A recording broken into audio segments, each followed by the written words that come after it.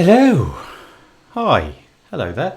Hopefully this is working. Everybody seems to be in exactly the right place as well. When we have 4 people on this, like me and 3 others, we get these neat little rectangles all arranged perfectly. But when it's 3 of us, we get these rectangles arranged in a slightly different way. And it can be difficult because unless you're dead in the middle of your camera, you end up sort of drifting off to the side and we just see like half of your forehead or something. So hopefully that's all working.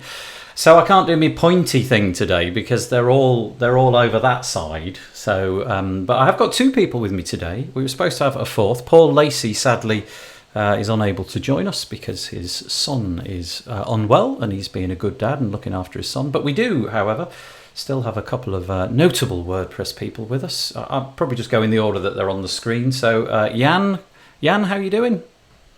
Doing well, thanks for having me. You're very welcome. Do you want to just tell us who you are, where you're from, little elevator pitch type thing? Absolutely. I'm Jan. I'm a WordPress developer from Germany. And yeah, what I do is I help agencies develop better code, basically. I recently switched that focus into continuous integration and code validation and that sort of stuff. Thank you very much. Couple of notable things. Everybody's up in their game with the visual stuff this week. Jan's got himself some new lighting, so that looks really nice. And Shane, you can see in the farthest side, Shane Rielly, all the way from South Africa, has got himself a new webcam, so he looks particularly good this week as well. How you doing, Shane? Yeah, I'm doing well, thank you. Stoked to be on again. Yeah, it's cool. You're very welcome. Tell us a little bit about yourself and elevator pitch type stuff. Yeah, Shane Rielly. I live in Johannesburg, South Africa, and I am the founder and co-owner of Lonely Viking, which is a branding and development agency. And our goal is to help business owners save time so they can spend more time with their families while they grow their businesses. Nice. Well, thank you both. I sincerely appreciate it. What we're doing, just so that you know, WP Builds is a WordPress-based podcast. Myself and David Wormsley each week we release an episode, and then on a Monday we release this kind of like news episode. It's normally about 25 to 30 minutes where I try to sum up in as quick a time as possible kind of what's happened in the WordPress news. And you can find that if you go over to wpbuilds.com, like you can see here. Click on the archives link, and if you click on this news archive button, you will be taken over to the news archive, and it's always this top left one just here. And it looks a bit like this week. I had somebody last week comment and sort of say, when you open the news articles, instead of right-clicking them and opening them in a new tab, why don't you just automatically do it with a keystroke? And the reason I don't do that is because it takes a little bit to load. My Mac is now currently bogged down with it's processing about 4 different videos all at the same time, and it can barely keep up. so I have to just sort of let them load in the background and whatnot. We've not really got any sort of webinars coming up or anything like that, but I would draw your attention, if I may, to this deals page. If you go over here and have a look, you'll be able to see a whole load of WordPressy type deals. If you sort of scroll down, you get the idea. It's things like WP Feedback, WP Scan, Admin Pages Pro, WebArcs, Project Huddle, Lifter. It just kind of keeps going. And very kindly, these product developers have sort of reached out and said, look, your audience, very WordPress specific, let's just give them a deal. So make use of that if you can. But let's get back to the news archive and crack on with our news today. So here it is over here. So the first thing we're going to talk about today is down here under the WordPress core section, and we've got something about Gutenberg. There's a couple of things been added into 6.5, and we were told about this on WP Tavern's website. This, by the way, is just the most amazing place to go to if you want to keep up on kind of WordPress news. This is the spot, and it is basically to say that you can now install blocks via the inserter. So you've got a sort of screenshot that you can see here. If you click on the little add icon, you can search for a block, and if you don't actually have the block installed, you can see on the screen right now, you can actually install it at that point. So I don't know if the authors of blocks have to kind of add this capability or if it's kind of automatically done. I'm not entirely sure, but that's been added in, so you don't have to go hunting for blocks. They've amended the block navigator slightly, but I won't dwell on that too much. But this is quite nice. They've also added in 6.5 a new social links block. And if you just keep your eye on this GIF here, you can see it's dead simple. You insert a block, and then whichever ones you toggle on, you paste a link in underneath to your Facebook feed, Twitter feed, and what have you. You can change, modify the way it looks and so on. So it's pretty simple stuff. But yeah, that's my first little article. I don't know if any of you guys want to sort of make any commentary on that, or should we just press on? Entirely up to you. Yeah, I think it's nothing like we should spend like 20 minutes on discussing. No. What is cool that they are trying to make the editing as smooth as possible. So I really appreciate their efforts into going into that blog installing feature directly when you're creating the content, because that just creates as little friction as possible. Yep. But other than that, I don't have really anything. No, it's just a nice little update, really, isn't it? Nothing much more to say, but yeah, no, it's quite nice that they do these little updates rather than sort of batch them all in one big hit every sort of 6 months or something. Just dribble them out. However, having said that, if we go on to the next piece, which is over here, this is WP Tavern's article, our second piece, if you like. So this one is over here, and it's Jeffrey Carandang's plugin. He's got this plugin that he's been working on for a little while to add capabilities to Gutenberg, and it's called Editor's Kit. And I don't know if you spotted in the news the last couple of weeks, the guys over at Google have decided that they're going to add some additional attributes to links. So instead of just having no follow options, now if I can find them, that would be helpful. I can't remember what they are, but there's like a promoted, I think it is, and then, oh, here we are. Look, sponsored. So you've got the option to add a link and say, look, this link is sponsored. It's, you know, so that gives it, I suppose, some sort of kudos in the eyes of a search engine. And user generated content. So again, if you've got a comment field or something like that, or you've set yourself up with some sort of commenting feature in your website and you want to disassociate yourself from it but still publish it, you can add this sort of user generated attribute as well. So these are all rel attributes, but you can still stick with the old no follow as well. And sorry, were you going to say something? Nope. Sorry. No, sorry, misunderstood. I thought somebody was sort of getting in there.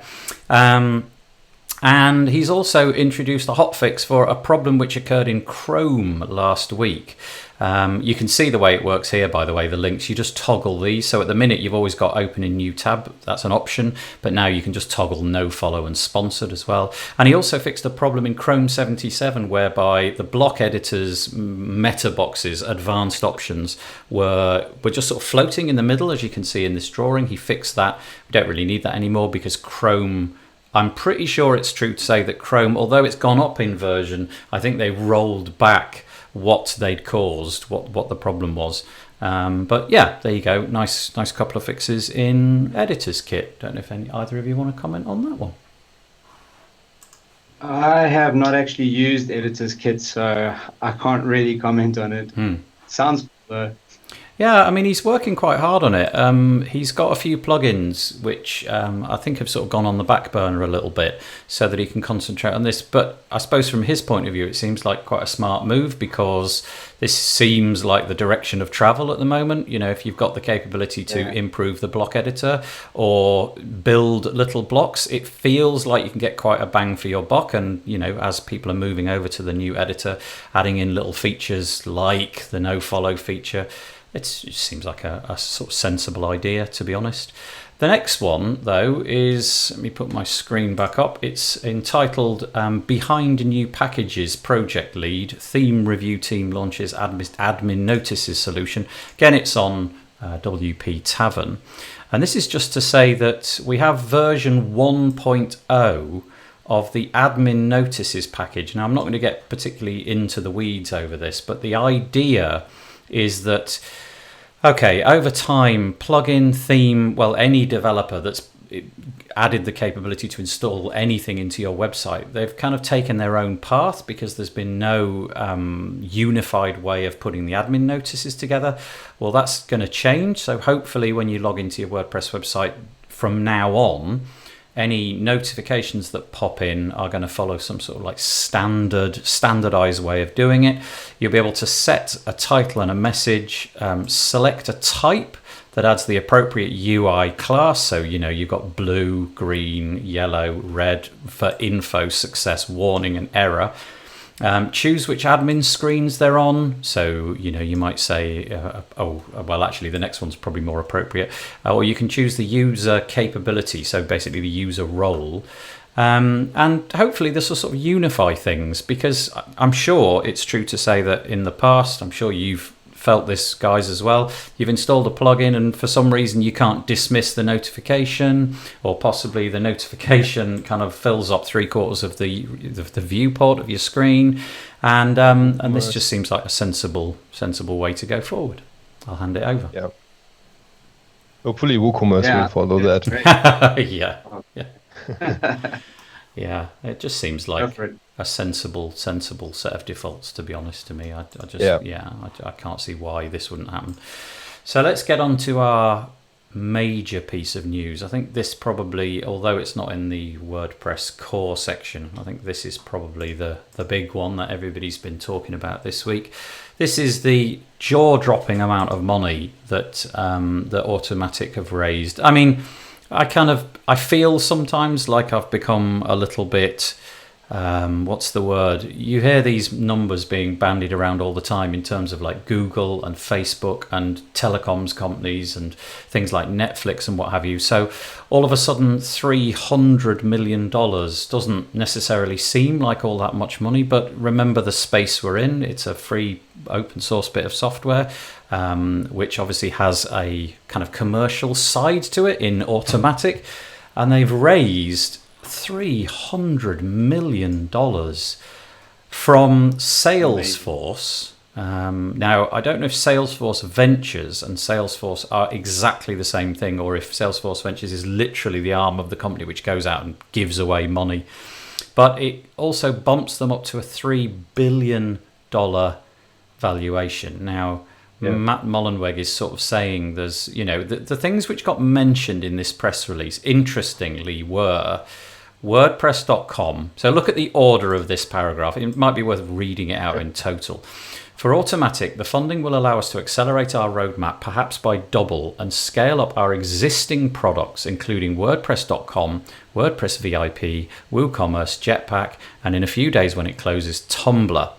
It will also, he stresses, allow us to increase investing our time and energy into the future of the open source project WordPress and Gutenberg. So the bit that I was left thinking there was obviously the commercial side, the WordPress.com and the WooCommerce are what this is really all about, but hoping that a sizable amount of that money, will come towards the open source project as well. So I'm gonna let you guys take it. I think that's a really smart investment from Salesforce, because I think they're somewhat competing or somewhat appealing to a similar audience, at least, like people using these sort of platforms. And now with that venture, I think Salesforce has protected themselves against losing their own company value if the WordPress value increases or the Automattic value increases. So it's like, to me, it seems like a balancing act for Salesforce. I don't really know a great deal about Salesforce, to be honest. I mean, clearly everybody's aware of their, I would say probably one of the leading companies in the field that it is, but I don't really have any interactions with them, never purchased their software, or indeed, I don't even think I've ever even looked at their software. I just hear that they're super complex to use. Yeah, exactly, yeah. Probably like SAP or something. Yeah. What about you, Shane? What do you think about this? Yeah, I think it's, $3 billion. It's quite an incredible valuation, right? So they just sold like a 10% stake, I guess, which is kind of amazing. Yeah, to be honest, I don't think Jetpack is worth $10, but um,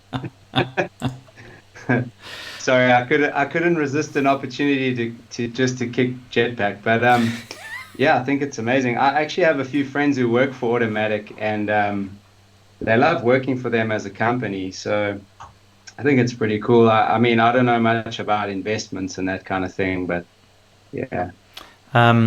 The obviously, like we said, the WordPress.com VIP, WooCommerce, and Jetpack. That's what this is all about. But it feels to me that the Gutenberg and the WordPress thing. If they don't get dragged along for the ride, then the future of all the ones higher up the pecking order financially is very much in doubt. There was some other comment in here about I can't remember, it was the valuation of what it was previously. I'm pretty sure that here we go. Yeah, look. So go back until 2014, just 2014, when they did their Series C. This is obviously now Series D, so the next one.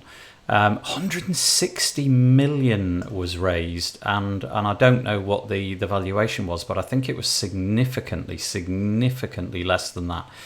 And they've now got 950 employees, which is gigantic. I read a really interesting tweet by Jeff Chandler, who no longer does work on WP Tavern. He left a matter of months ago, saying something along the lines of he wondered if this money was kind of required or if it's just welcome, wondering whether or not this stuff needed to come down the pipeline in order to keep those 950 hungry employees paid, or whether or not this was totally just money which was going to go into the future. Somebody's getting a Skype call, I think. We've got a couple of comments from people in the crowd watching. Chris Hughes says, well, I'm going to paraphrase what I know he wrote before as well as this one. He's hoping to see some improvements in the media library on the back of this 300 million.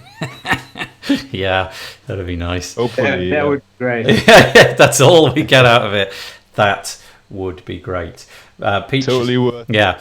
Peach is saying it might also mean the open source project will see even more automatic employees working on it. Well, that's what I wrote when I read out when I was doing this news. I was hoping that they would just second a bunch more people straight over to WordPress.org, like a dozen, 50. I doubt it. But yeah, that would be great. And Heinrich says, Jan is 100% right. I use Salesforce and it's really only for large enterprise companies. So there you go. Question answered there. Right. Okay. Okay, I leave the call then. I was right one time. So. Oh, okay. You're okay. It was ringing, but we're back. Right. Let's drop that one. But that was a really interesting bit of news and totally out of the blue. I did not see it coming. So we got WooSesh is the next one. WooSesh is a WooCommerce free to attend online virtual conference, and this article is dead simple. It's basically happening between the 9th and the 10th of October. So what's that? A few more weeks away. And you can now register your interest, and I think this box is the one to do it in. I don't know about any upsells or anything like that. I think it's just, go in, find out what's going on. But if you're into WooCommerce, this seems like something to attend. I don't suppose either of you guys are going to want to comment on that one, so I'll just press on. This one is all about Elementor. I just thought this was quite nice. The guys over at PowerPack, they've got a Beaver Builder version, and they've got a Elementor version. It's called PowerPack. In the one that I'm familiar with is called PowerPack for Beaver Builder. I don't know if it's called PowerPack for Elementor, but anyway, Puneet has thrown together a really long list of Elementor tutorials. So I just thought I'd mention this because I know a lot of the people who listen to this, watch this, always talking about Elementor. And so here is, click on that link, just a whole bunch of people. And confess, I hadn't heard of probably 2/3 of them. So I think it's quite nice being put in front of new material, and new, sometimes the style of a person delivering a course or giving away free content can be engaging or not engaging. So anyway, there we go. What else have we got? Right. You ever heard of Justin Tadlock, guys? Justin Tadlock. Because Justin Tadlock has, this week, joined WP Tavern. There is actually a similar article on WP Tavern, as you can see, but I thought I'd link to the WP Shout article this week. Justin Tadlock, I mean, goodness knows how long he's been using WordPress. I'm sure it's far, far longer than most of us. I think it's like more than a decade. Very experienced developer, constantly writing amazing stuff on his own channel. He's been taken on, and I think he's been taken on full time. Whether that means his own projects are going to take a bit of a sideline or not, I'm not entirely sure. But you guys ever come across Justin Tadlock? Not really, to be honest. I mean, I'm sure I've probably read a bunch of his stuff, but I don't actually know who he is. Yeah, he's the kind of guy that if you follow the news like I do, he's constantly putting out really great articles. He's produced a whole load of stuff that you'd have heard of, although sadly my memory is failing. I can't exactly remember, but he's amazing, and it's kind of just one of those nice things that if he was kind of looking for a writing gig, this came along at the perfect time. I presume it's kind of like a straight swap for Jeff Chandler, who I mentioned recently, had just left. Maybe Justin's been put in, or maybe they're taking on a whole new team. Well, only time will tell, I suppose. Let's find out what we're going next. This is really interesting if you follow kind of different parts of the world in WordPress, and also if you follow, equality and things like that. This is this article was sort of split into two parts. The first one, I should probably name it first. It's by Sarah Gooding, and it says, "New Atok WordPress Meetup empowers Pakistani women freelancers and business owners."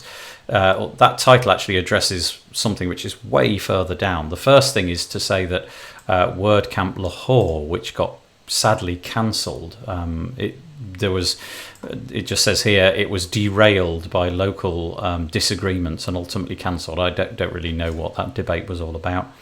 They've got that back on track, which is nice.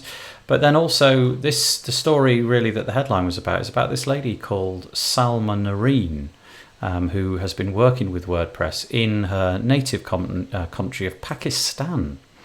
And she feels that in her own country, just sort of paraphrasing from the article, she feels that in her own country there's quite a lot of difficulty in females taking up positions, but also like having just general ability to move around the country. You've got to be a little bit mindful about moving away from where you were born and so on and so forth.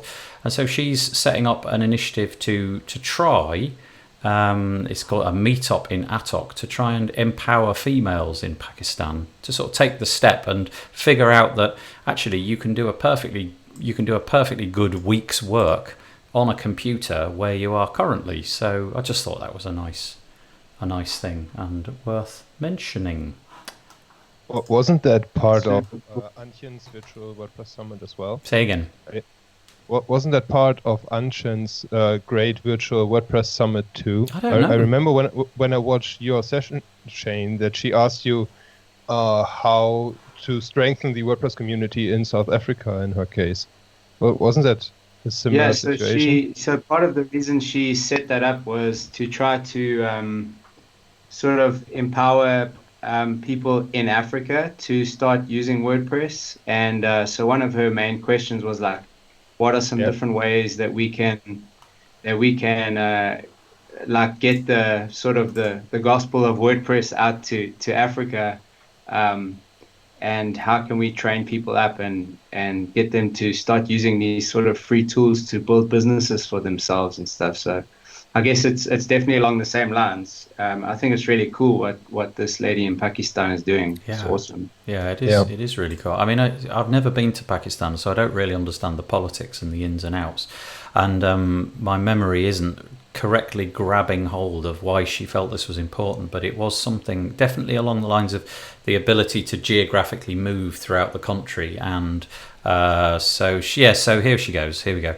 So this is in quotation marks. I presume it's a quote from her. Being a woman, I was more worried about women as we have a cultural barrier that most women cannot get permission to relocate or go out of home for a regular 9-to-5 job.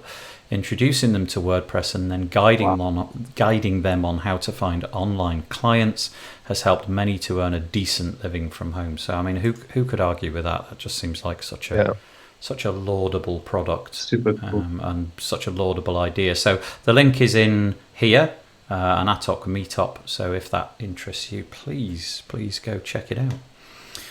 Okay, let's move right along. What else have we got this week? We have got, one second, Gutenberg. Let's move along. What have we got? Oh yeah, we got WPMU Devs Hosting. That's our next one today.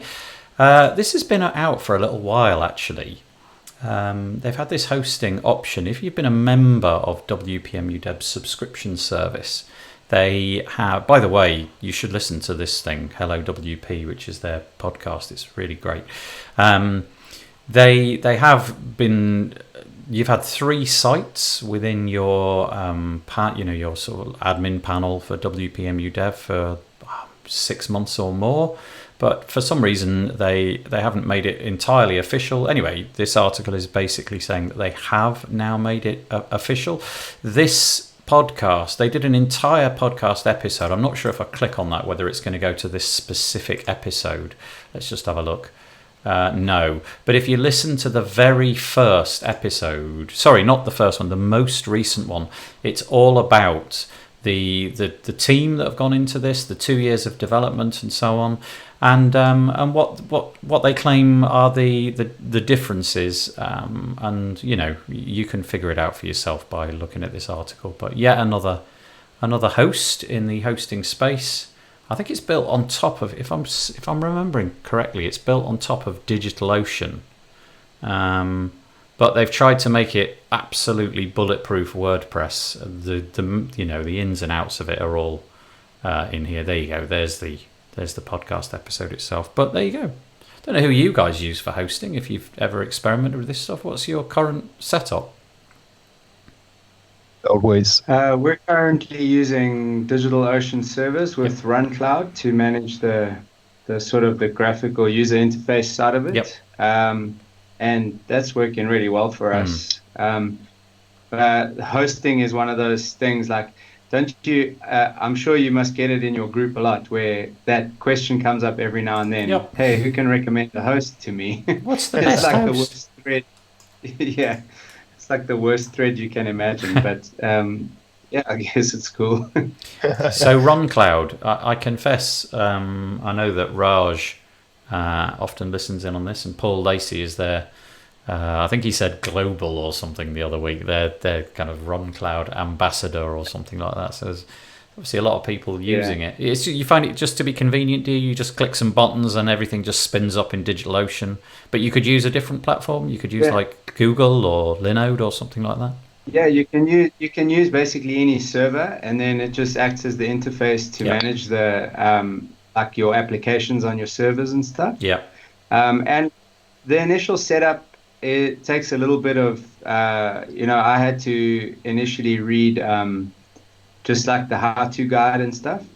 But my business partner's he's like a developer, and he knows how to manage servers, so he sets all of that up now. But they've recently got one-click WordPress installs on the new version, which is really cool. And it's been good for us. It's easy. It's kind of like Cloudways in some ways, but cheaper, because you're paying for RunCloud once, and you're paying for each server the actual DigitalOcean price instead of the inflated price that Cloudways sets up. And also, they've got a great API, and so we're using that API to do cool things like spin up new WordPress instances from a Git with like all our plugins that we always use and that kind of stuff, which is cool. Nice. What about you, Jan? I know this is an area that you're really into as well. What are you currently fiddling with? I have all my sites on Cloudways. Right. I have like 60 websites and 8 servers or something. Some hosted for our customers and some for myself. Yep. I recently started experimenting with Vultr servers rather than DigitalOcean, but I'm not deep enough into that experiment to give any recommendation or solid advice about that. No, I think the problem that a lot of these companies face. So in this case, we're looking at this article from WPMU Dev. Is just it's like inertia, isn't it? Once you've Shane then just espoused he's very happy with Run Cloud, and so getting Shane to think, okay, I'm gonna try something else is difficult. It's a bit like banking, Once you've got something and you're happy with it, even though the price point might not be necessarily as competitive, I think it's very difficult to get people to come over. But anyway, WPMU Dev are certainly going to be trying to do that. So good luck to them. We'll see how it goes. Todd has said, Raj is the man. Raj is the man. Speaking of the man, this article over here is all about our good friend Vito Peleg, who is often here. He was on last week actually from Israel, and he's back in the UK. There's this article which has been put out on the Freemius blog. Now, Vito, this is great. This is so interesting. It's massive. Now, it was huge. Yeah. And the title says it all: how to have a $100,000 plus WordPress product launch. I don't claim to know the numbers, but obviously 100,000 plus seems to me like quite a nice number. And Vito then goes on to, there's an audio version here, but then he goes on to explain in really amazing detail what they did. And I saw part of this happening in real time. Not that. There was a picture of him playing a guitar, and I can vouch for everything that I saw happening. But then he goes into breathtaking detail about the things that he set up in, I can't remember if it was Active Campaign or whatever. The email sequences, all of this kind of stuff. How they thought the product launch through from the beginning. It's just brilliant. And I don't know if you guys had any chance to read it, but I would say that if you've got any ambitions of launching a product, this is the one to read. Yeah. Well done, Vito. Not only can you launch... it's excellent. Yeah. Sorry, carry on, Shane. No. I thought it was like a huge article to get through, but there was so much actionable content in there. It was really, really good. As you have done, I would recommend anyone to go and read it. It's really excellent. What I took from it was that he could have... I was really impressed that he could have kept an awful lot of this stuff to himself. And what I mean by that is there's quite a lot of clever things that he did in here that have clearly worked, but he's just opened it all up and let it all go. Facebook interactions, opt-in survey, it's all there. I mean, it really is. I don't know how many words it is, but it's a lot of words. He includes all of his videos so that you can see kind of in chronological order what he was doing, and stuff that he messed up, stuff that he did right. It's just brilliant. So congratulations, Vito. I don't know if Vito's watching this at the moment. If he's not, then I'll certainly ping him afterwards and say very well done. That's brilliant. Yeah, great. Okay, let's crack on. We're now talking about plugins and themes. I'm going to do this very quickly, if that's okay. The first one is MainWP. I use MainWP. I'm very, very happy with it. It's my weapon of choice for updating client websites. And they recently had a bit of an update. They've got this new UI, which is a little bit more slick. I have to say, I found it from a mobile point of view. Sadly, I found it to be really difficult to use. I was quite into updating things from my phone, which is a bit stupid because if anything went wrong, but I would only ever do it from my home, like in a sofa downstairs away from my laptop. But the point was I could do it, and I'm finding that process to be really almost impossible on the new UI. But having said that, I think you should probably do it from your desktop anyway, in case things go wrong. But I like it. It's really nice. HTTP via your phone, Yeah. It's just, not going to be able to fix that stuff. But they've decided also that the UI that they've got might not be to your liking, so why not open up customization to you? So free, completely free. Yeah, free, there it is. If you're a main WP user, Todd. There's Vito. Vito's just joined us. He missed a bit about him. The Todd obviously is very much connected with main WP, and this is nice. Just I haven't implemented it because I have to say I'm happy with the green. I quite like it, but you've got the option to fiddle with CSS, fiddle with PHP, and fiddle with JS, so you can do all sorts of things that you would like to do. So there we go. That's quite nice. Either of you use that? Yep. Yeah, we use it. We used to use Managed WP. Yep. And then we moved probably 3 months ago. And I must say the new UI is much better. I like it actually quite a lot. Yeah. Especially in comparison to how it was. But I think it's a great system. It's working really well for us. I've not had I have not had a single instance where anything has gone wrong. Not one thing that I could say that didn't work. I'm just seeing what their pricing model is, because they used to have, and maybe if Todd can confirm, I can't see what there we go, main WP Pro. Let's put that on the screen. I'm just showing it. Yeah, look at this. They've still got the lifetime deal, so I would say certainly have a look at this. $399. That's pretty epic. Yeah, it's amazing, and I mean it does so much more than you think. That I think, for obvious reasons, they slim down what it's capable of on the website because it would completely overawe you. But you imagine it. Look at it. These are all the capabilities. You imagine it. They've cracked it. In my case, I'm using it to send client reports on a monthly basis to my care plan users, but also just to the normal daily process of updating websites. But it does a whole ton, and for $400 strikes me as a right old deal, that one. I haven't got it, I haven't tried to put 100 sites on there. I'm guessing you'd need hardware that can cope with doing all sorts of things, but for what I need to use it for, it's absolutely magnificent. So no hesitation. That's actually something holding me back, because we have 95 websites in Managed WP right now. Yeah. And it's working okay. I mean, I'm not in love with Managed WP. It has its issues. Yep. I would love to hear if anybody has experience with running that number of sites in main WP. Yeah, I bet you it could absolutely handle it. I'll tell you why I say that, because it does things concurrently. It's not like you click update all and it goes off and tries to update them all. What it does is it batches them. Well, that's the wrong word, but it does one, finishes it, moves on, finishes it, moves on, finishes it, and waits for a confirmation. So from that point of view, it's not really doing a great deal. I mean, it's triggered something to update, and then it's waiting for a response, gets the response, publishes it. That's what Managed WP does too. Yeah. So it builds this queue of sites that it's working on, and then just one by one. Yeah.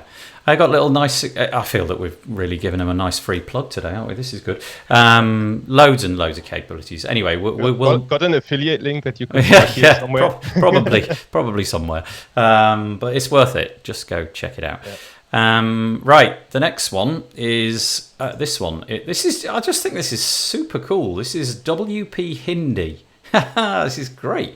So this a guy in I'm not sure where he lives. I think it's India. He says in India.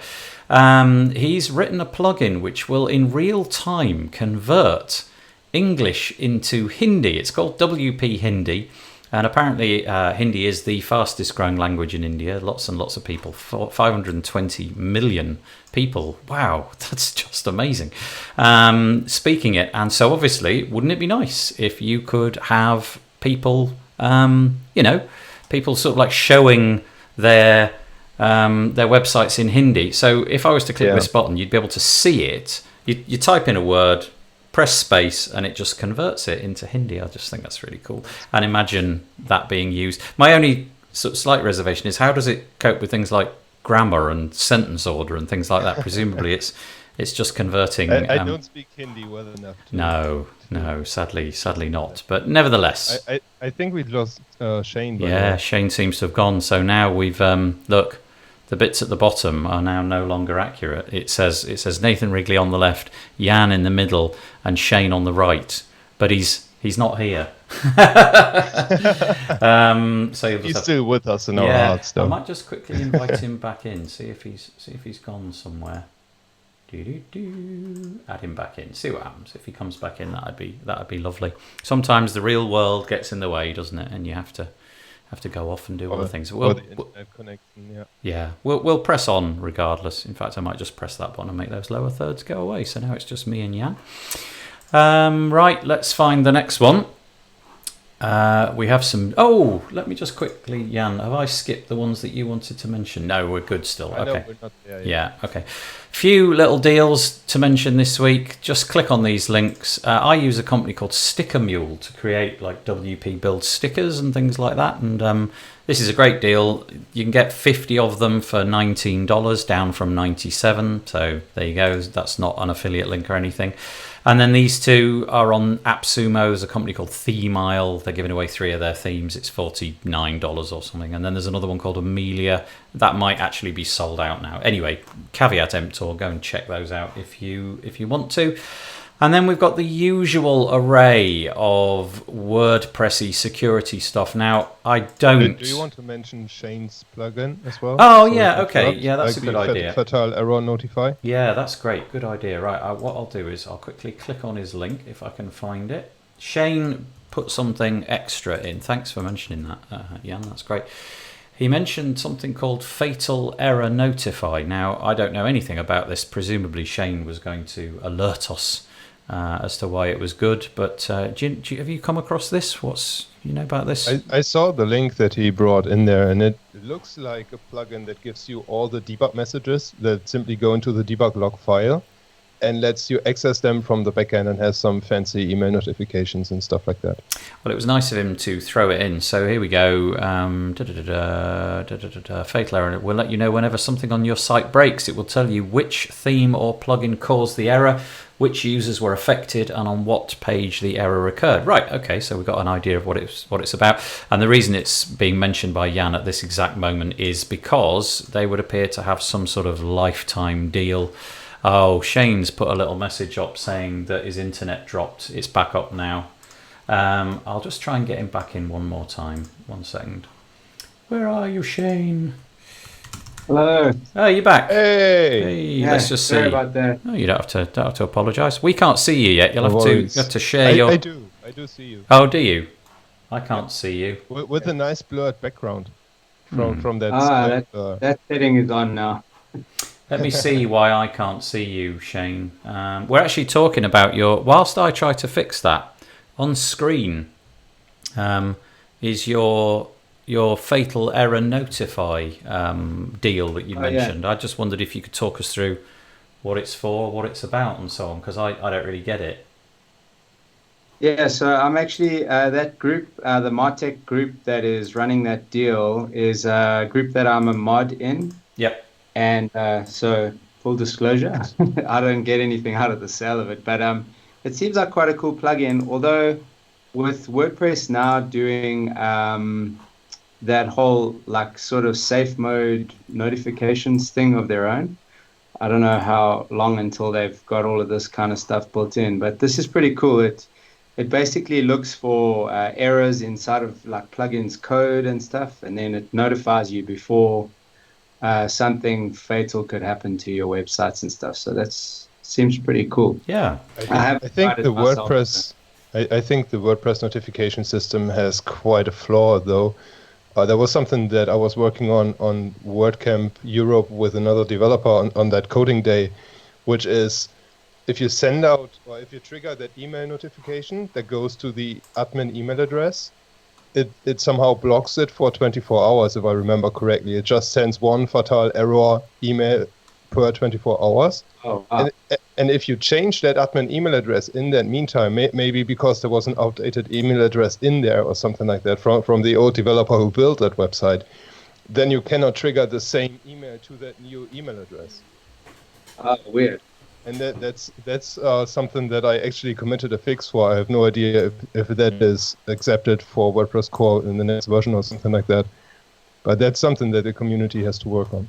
Nice. Wow. Shane, I actually cannot see you. That is to say that when I put you on screen, we've basically just got me and Jan. So I don't know if you could possibly switch your webcam off and switch it on again. It's we run this through Skype.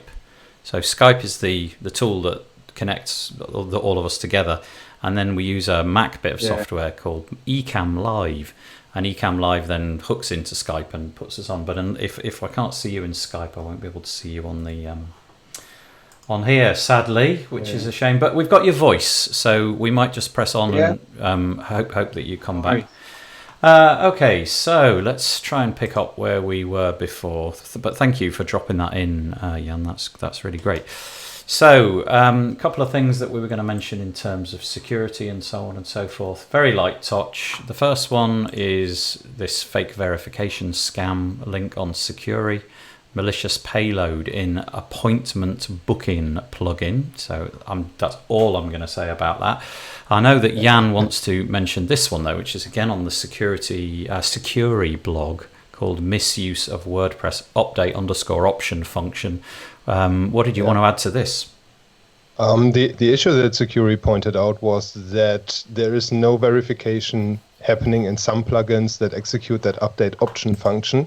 So they just write the value to the database, no matter if that function call actually was valid or not. Right. And it is super easy to avoid things like that when you're writing code for WordPress, because there are WordPress coding standards that you can implement into either a continuous integration routine or into your own editor that you use for writing code, like VS Code or PHP Storm or something like that. And then you will see a notification that you're missing that verification. Yeah. So that's as simple as it gets to avoid errors like that. It's an easy one to avoid, but nevertheless, it seems to have been avoided. I mean, yeah, there you go. But, I mean, you need to have those coding standards installed. Maybe the developer missed that. Yeah, but still worth mentioning. The other one is oh no, we've had that one. Let's go back, see what we've got. This is nice. I always mention this one just because I think it's a lovely visual way of checking out the stuff that's happened over the last few weeks. This is iThemes, who have the security plugin, and I mention this just because you can scroll through it and you can see the icons of all the different plugins, and hopefully some of them, as you scroll through, you go, oh, that's me, I need to check that out. Obviously, if you're using something like main WP or manage WP, you should be on the latest version anyway, but there you go, that's worth mentioning. We've got a researcher dropping a PHP. Why do people do this? Some researcher decided to drop a PHP MyAdmin 0-day. By all accounts, it's not actually anything you particularly need to worry about, because the process that you'd have to go through to execute this vulnerability is more complicated. But it does bring... Why drop 0-day vulnerabilities into the public domain? Why not give the person, or the team in this case, 90 days, get it fixed up? He did. I thought it was dropped. I'm sorry. I'm confusing two articles. Sorry. Thank you, Jan. I'm just going through the Hacker News article that you have in the Google Doc that you shared with us. Yep. And they say Cardenas discovered this vulnerability back in June 2009. I missed that line. Thank you so much. And also responsibly reported it. And then the maintainers didn't patch that vulnerability within 90 days. Well, in which case, I forgot that little bit, and I retract everything that I just said. I'm glad that he did. And your point is right. Yeah, if they don't do anything over a 90-day period, I don't really know what you've got left, apart from just actually letting it go out into the wild, because now at least everybody knows about it and they'll hopefully fix it really, really quickly. I mean, 90 days seems like a fair enough amount of time to me. Yeah. But okay, anyway, there we go. Now, this one has come on to my attention. I do not know what people are going to make of this, but I know David Wormsley started looking at this, as has Paul Lacey. I'm just going to drop it in there, say go and check it out. It's a tool called Virus Die. You can... the words single click and virus scanning kind of worry me always, easy.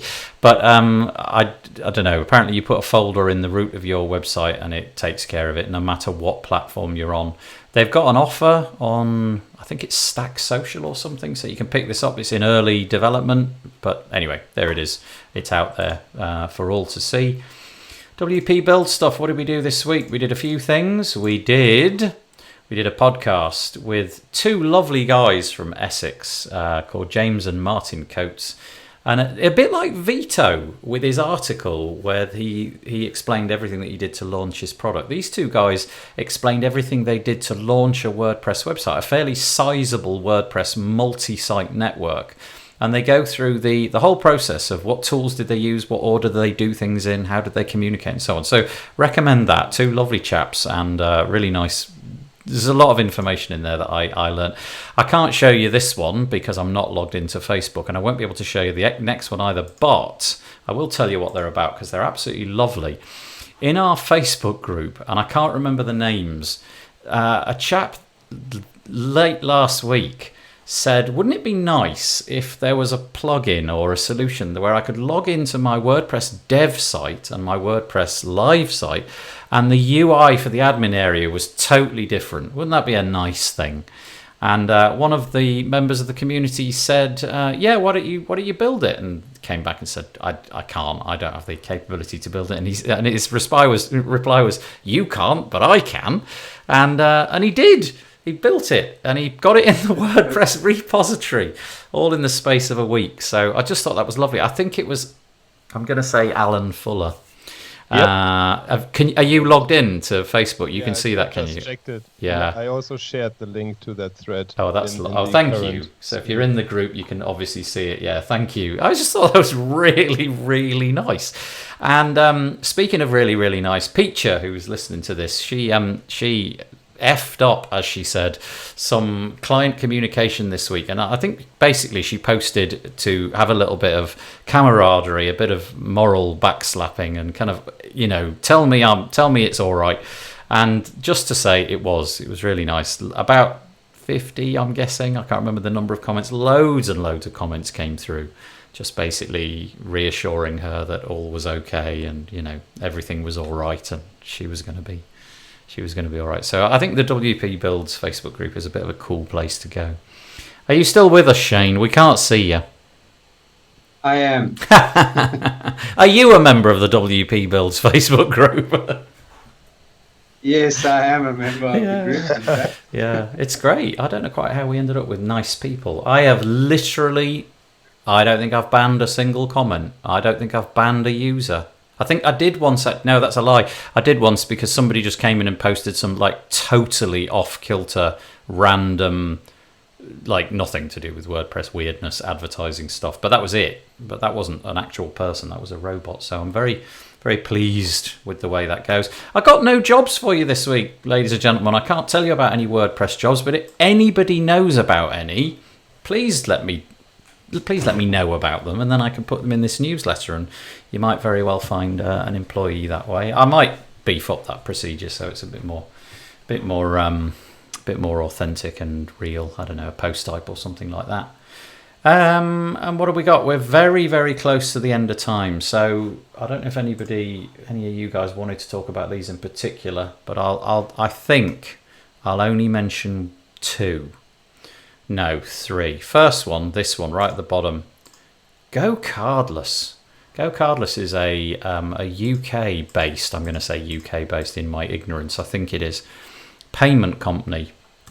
And wherever it's possible, I use Go Cardless now because it offers the cheapest rates. I know it's available in Australia. It uses the direct debit system, but they've now launched in the United States, and it's dead cheap. And they cap the amount. I think they cap it at 20 pence, which is about, 25 cents or something. That's the most you can pay per transaction, no matter how big the transaction is. So if it's like a $4,000 transaction, you still pay 20 pence. Sorry, they cap at £2. Oh, £2. 20 pence is minimum. So there you go. Too expensive for me. £2. I think that's a great proposition, though. The idea that £2 on like a $10,000 transaction. Yeah. It's mainly for recurring stuff. So it's kind of if you've got a care plan or something. I set all of my clients up with that service. I don't have any software that integrates with it. I literally send them to my like custom domain CNAMED page. They sign up, and it doesn't connect with any software. I just get notified when they cancel. So I stop doing their care plans. It's dead easy. The other ones that I was going to mention, this is horrible. Did you get a chance, either of you, to read the Facebook on The Guardian, this article about Facebook moderators? No. Yeah, I did. That's pretty disturbing. Yeah. So I have a great big ad, which is thankfully going away. Guardian is a UK-based paper, and they do a lot of long-form journalism. They're very much left-leaning, but I kind of like their stuff.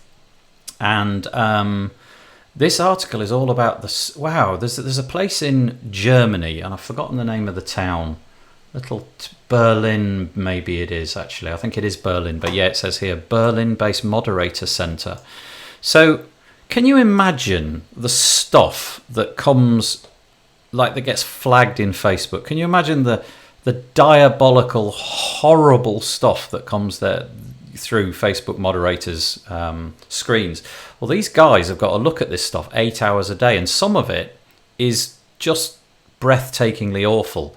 And it's about the fact that really these guys are, they're seeing inappropriate stuff, really violent stuff that, I don't know, no human being would really welcome seeing. And it's all about how the company takes care of them or doesn't take care of them, frankly. So, yeah. There's actually a huge discussion in Germany going on about a similar topic right now, where a political person has been harassed on Facebook, like really, really badly.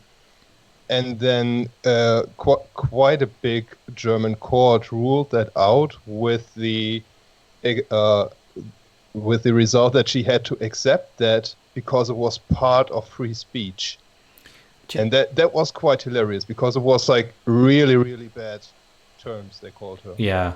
We're really testing the boundaries of law, aren't we, with this stuff? Yeah. But I think the problem here isn't so much what they're seeing. It's like the lasting impact that these people have on their lives, so they become a bit sort of desensitized. So if they're constantly looking at inappropriate images, what the article purports is that if you see images of a really unsavory nature, you become kind of desensitized to it. And in some regards, it's quite possible that this becomes your now new normal.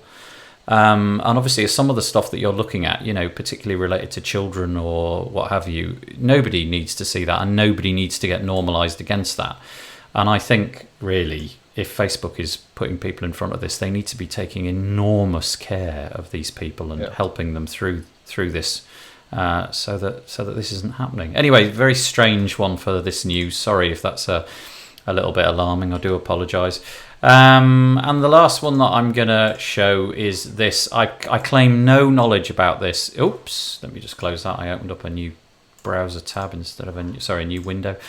I claim no knowledge about this particularly, but it's CNET saying that apparently Google have got a secret web page so that advertisers can go to it, and it will give you information about. Let me just read it out. New evidence submitted for a European investigation into Google's collection of personal data accuses the search giant of stealthily sending your personal user data to advertisers. The company allegedly relays this information to advertisers using hidden web pages. Now, the other article that I read about this says that if you go to these web pages as a normal person, you see nothing. I mean, nothing. There's just nothing to see. But advertisers with the correct hooks, API, I don't know, with the correct scraping information, can actually get data about what users have been doing. I don't really understand it, but it just strikes me as, maybe Google trying cleverly to get around some GDPR type regulation. But yeah, there you go. There you go. I think I'm done. Shane, are you still there? Yeah. I don't know what happened. I can see you all the time. Yeah. Like, the camera back and forth and stuff. It's super weird. If I try to, let me see what I can do. Hold on. I mean, it's too late to do anything. But if I try to add him in, fall into it all over with Shane again. Yeah. If I try to add him in by clicking the proper button, all I get is a black rectangle. So I can now see a black rectangle with. It seems accurate. What side of your cat? That's black. Let me try on this one before we wind up. It would be nice. No, it's black. Look, I don't know what's going on. I've absolutely no idea. No worries. As always, the sort of slightly insincere thanks that I do at the end, and I always fear that it sounds insincere, but it isn't. It's really properly heartfelt.